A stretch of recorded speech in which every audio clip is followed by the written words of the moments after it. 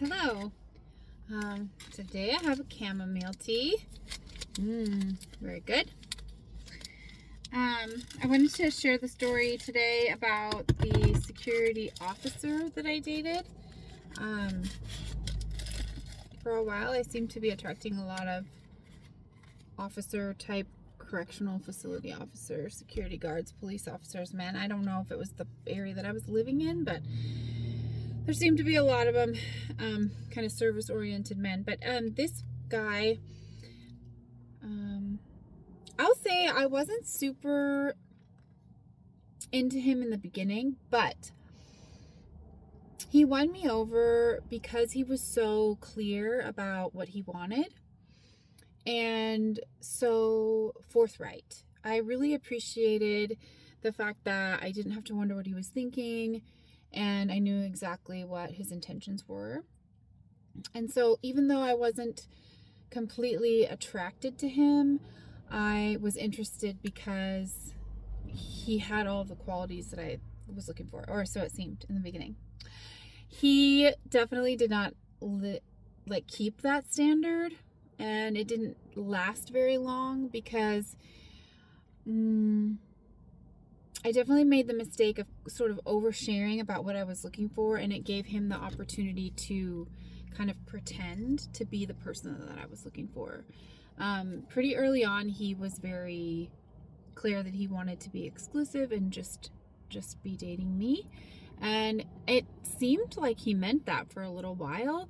And then a few weeks after we became exclusive, he just kind of petered off and wasn't answering calls anymore. This was kind of like maybe 4 weeks in or so, which 3 to 4 weeks, which is kind of tracks, I guess, with somebody who's not really being forthcoming about who they are, and they can't really keep that mask up for very long. So I just got to this point where he was very sweet when we were together. He wasn't disrespectful in any way. He didn't push any boundaries or anything like that. He was just very, I don't know how to describe it. I guess it was mostly words, and he was kind of bringing out a different side of myself that I didn't think was very healthy. For example, he was constantly inviting me to do things, but it was always me putting in the effort of where to go and what to do. And to the point where I would say yes to doing something with a friend, but then I would always have that caveat of, if so-and-so got off work early and wanted me to go meet, then I would be leaving earlier. I wouldn't go.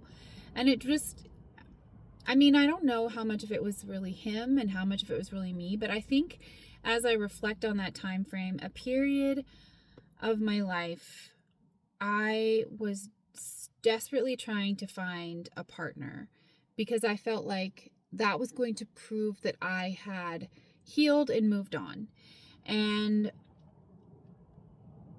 I think he was also wanting to fill a void in his life, and the two of us together were probably trying to fill that in each other, but it wasn't really about the other person. It was about our own personal issues that we were trying to solve with someone else, which is never healthy.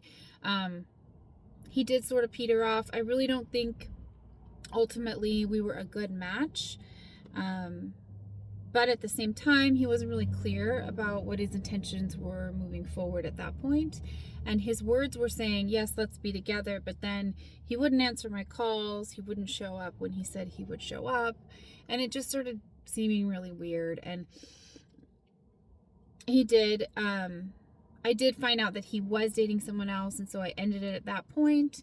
And it was a bit of a blow. Like, why would somebody ask to be exclusive and then start dating someone else? That doesn't make sense to me. But I just kind of licked my wounds and moved on. I did see him a number of years later. He was very surprised to run into me. I think I was working at the time, and he was like, wait, oh, that's you.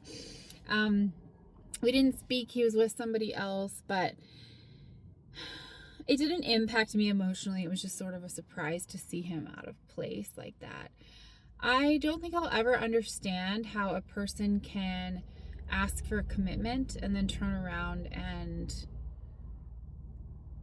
act like it's insane that you are expecting the general things that go along with that commitment. Like, you want us to be exclusive, but you don't ever want to talk. You want us to be exclusive, but you don't really want to show up when you say you're going to show up. Like, that's when I started realizing that words don't mean the same thing for everyone. And instead of just agreeing to be exclusive, I started actually asking for a definition of that word. Like, okay, you want to be exclusive. Can you explain what that looks like to me?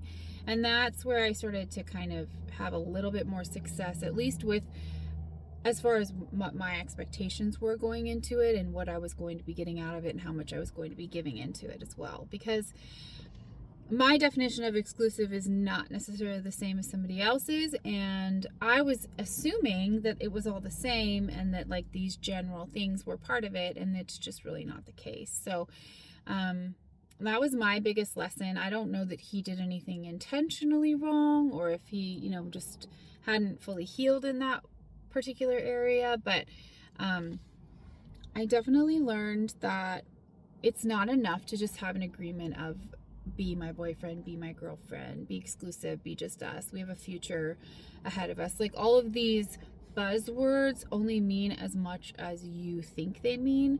And so having that conversation to really nail down a definition and an expectation of what those words actually mean in the day-to-day is really, really important.